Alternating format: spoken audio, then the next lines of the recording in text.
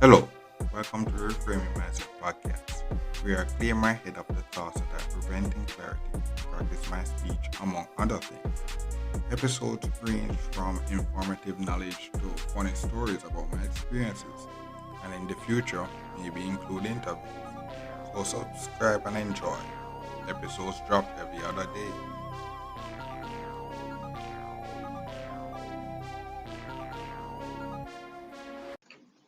Okay, welcome back to Reframe Mindset Podcast. My name is Constant Books. And what we talk about is curses. Like, for example, generational curses and stuff. And you always hear people talking about you want to be the person that change your life, break the generational curses and stuff like that. And what I've gone through and see is that what I realize is that there are various levels of curses that I can see so far.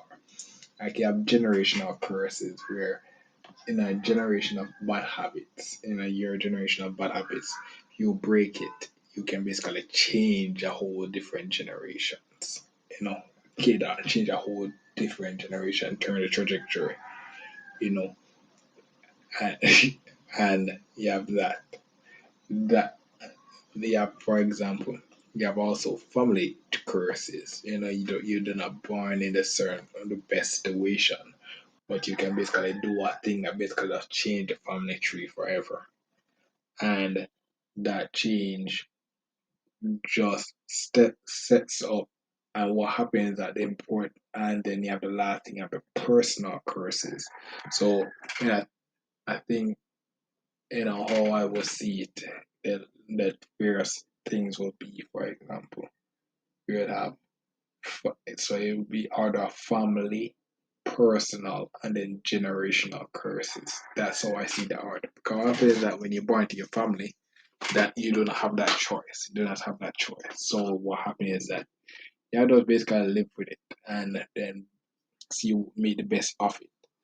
And then when you make the best of it and then reach somewhere, you have broken the curse. You can actually break the curse that you were born into and then change that trajectory.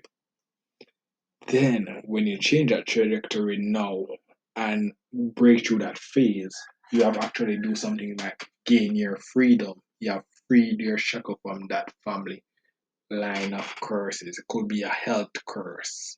Certain health, your family that have a lineage of certain health situation. You break that curse. You basically say, okay, you basically do the thing now to understand what you can do to actually extend the family line life or such by say okay doing this to prevent hypertension in your family last longer, less likely to have hypertension earlier earlier. You do something like that. Alright, so you can basically just change your family line forever. And that's basically extend your and then boom. When you do that now, then your family can make more moves than they could before. So you have the family curse. Then, so when you do that now, you break your shackle from that curse. Then what you have now is personal curses, personal habits that prevent you from reaching the next level. For example, for me, procrastination and all those stuff. You start to try to break those bad habits and stuff. You basically you're becoming a new level, reaching new levels and that you never thought you could reach. And then you just reach a point where maybe you reach a point. The thing about it is that personal curses is if your personal curses breaks quicker when you're alone because you know your personal curses and how to break them. But it will reach a peak when you actually start to your own family. When you start your own family now, what happens is that you're bringing your partner's curses and you do not know if they actually did take the time to break their curses as well. But then you have your curses as well, and then boom, you have a child. When you have the child, your both curses basically goes down to that child, and then that child to live in your situation that you created, and then boom. the cycle goes over. Does that child actually say, okay, I'm going to break the family curse again? Because you may have broken a lot of curses in your life and personal curses, but when you do that, what is what happens is that the world catches up and then boom, a new standard is created. And then you become the new average again. Your curse that you created and something like that, you created and you break when you break a few personal curses and such. And for example, you break a few personal curses and boom, that make you the richest person in the world, and you start to enrich a lot of people. You create a new standard for the new generation. Like for example, Steve Jobs created the iPhone and made iPhone one of the more luxury smartphone brand. There was a point in time there were no smartphone, and from that age where there was a point in time there no smartphone, he did that and then boom, makes smartphone a standard. And he do that and break a lot of curses. And sadly he passed away and such. But he did that, and doing that he actually break a lot of generational curses that are push the humanity forward. There are a lot of things that we never thought we could do. And doing that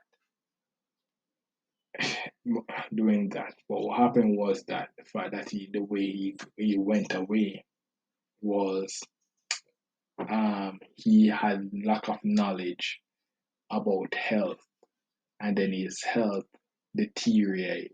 So he break his poverty curse, but was not aware of his health curse. So if you have a family or something like that, what happened now that that family member, would have born richer than he was, but now they may have the more better knowledge to know about that, and then boom, they are no they have two choices now. They could actually push the family forward with making richer moves. If Steve Jobs may say basically say, okay, I give him before I die, I'm putting my Apple stocks into my this person family member name, carrying the line. Then they boom, they start out better than he did. Then what happened is that they could actually go to university and graduate better than he did, and then boom, do a couple innovations on Apple, then maybe branch up and do something bigger. But also being aware of health, how they family die in the past, focus on health actually lasts longer than live a more quality life in the older years than they did. And then boom, they create their family now, and then the family push on. That's how generations of family last, like the great Rockefellers and all those stuff that you hear about now to this day and such. And it started by one person breaking a family curse, then a personal curse, then generational curse, then boom, generations with generations of that family line is just mentioned throughout history, and it could be good or bad, but all of that started by that one person. I basically went ahead and just tried to break that curse. So that's something that you look at as well. When you go there, that's how I see the art of curses. You have the family curse that you're gonna break out of, then you have a personal curses, and then when you do more personal curse that you break, the more generational curses that you break as well. And then eventually what happens is that the personal curses will kind of cap when you actually find your mate, and then boom, and not cap in the sense that it stops, but cap in the sense that it kind of slows down because you're actually introducing your new family now. And then what happens is that now, it depending what's important now, depending on how you actually communicate with the person you bring to your life, the way you can communicate can um actually determine how many curses you can bring for each other in this new phase, and then boom, the family phase and such like that. That's how I see now. That's what I see now. Various levels of curse breaking, and that's how you do that. That's how the teamwork, boom, go together, make the whole human race push further.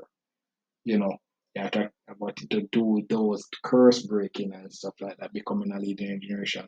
You have to think objectively. You have to think objectively and stuff. if you do not think objectively or some kind of bias, you will not be able to actually do those changes because you'll be easily influenced. Peer pressure is a thing. You have to be able to focus on the fact that because breaking curses, if it was easy, everyone would do it. If it was easy, everyone would do it. There's a reason why it's praise when you break a curse, cause it's praise when you're the first person in their family to go get a degree or something like that. Cause it's not easy. So when you do it, you basically say, yo, you're changing the trajectory of your family. That is to be celebrated. That is supposed to be praised.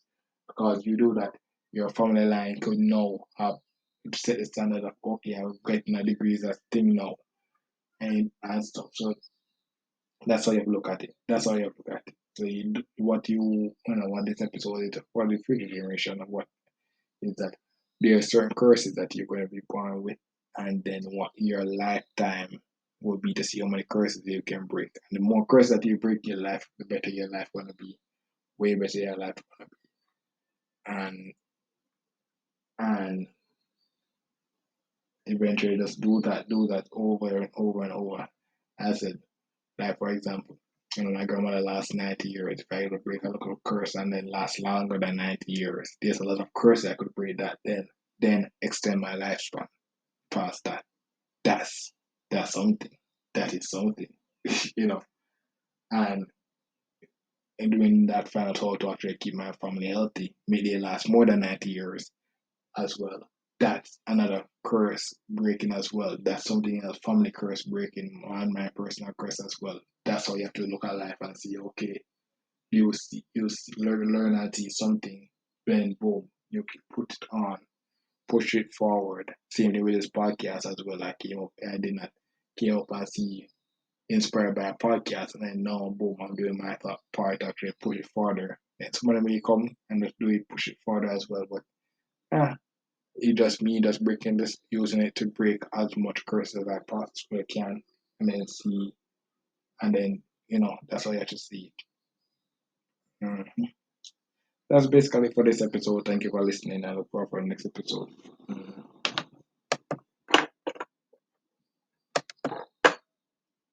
Well, this is the end of the episode.